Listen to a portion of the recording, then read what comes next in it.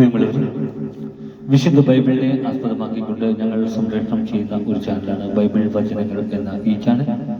ഈ ചാനൽ കൂടി വിശുദ്ധ ബൈബിളിലെ പഴയ നിയമത്തിലെ ഉൽപ്പത്തി പുസ്തകം മുതൽ പുതിയ നിയമത്തിലെ വെളിപ്പാടിന്റെ പുസ്തകം വരെയുള്ള എല്ലാ അധ്യായങ്ങളും ഉൾക്കൊള്ളിക്കുവാൻ ഞങ്ങൾ ശ്രമിക്കുകയാണ്. ഈ ദൈവവചന ഭാഗങ്ങൾ കേൾക്കുന്ന എല്ലാവരും ലോകത്തിന് ശാന്തിയും സമാധാനവും നന്മയും ഉണ്ടാകുവാൻ വേണ്ടി എന്നോടൊപ്പം സർവശക്തനായ ദൈവത്തോട് പ്രാർത്ഥിക്കുക.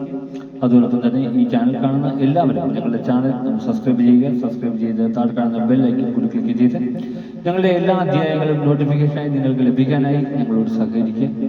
പുതിയതായി കേട്ടു തുടങ്ങുന്നവർ ഉൽപ്പത്തി പുസ്തകം 1 മുതലുള്ള എല്ലാ അധ്യായങ്ങളും കേട്ട് ദൈവാനുഗ്രഹത്തിനായി പ്രാർത്ഥിക്കുക.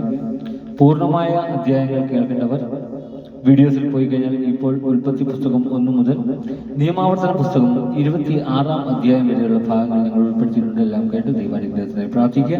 നിങ്ങളെവിടെയും പ്രാർത്ഥനാ നിർഭരമായ സഹകരണം തുടർന്ന് സമയം പ്രതീക്ഷിച്ചുകൊണ്ട് ഇന്ന് ഉൽപ്പത്തി പുസ്തകം 11-ാം അധ്യായം 1 മുതൽ 5 വരെയുള്ള വാക്യങ്ങൾ. ബാബേൽ ഗോപുരം.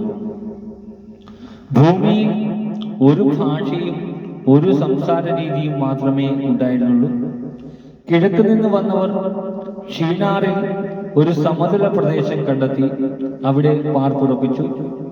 നമുക്ക് ഇഷ്ടികയുണ്ടാക്കി ചുട്ടെടുക്കാം എന്ന് അവർ പറഞ്ഞു. അങ്ങനെ കല്ലിന് പകരം ഇഷ്ടികയും കുമ്മായത്തിന് പകരം കളിമണ്ണും അവർ ഉപയോഗിച്ചു.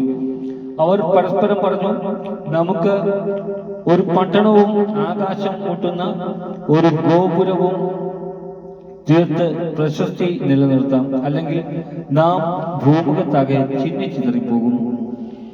മനുഷ്യർ നിർമ്മിച്ച നഗരവും ഗോപുരവും കാണാൻ കർത്താവ് ഇറങ്ങി വന്നു.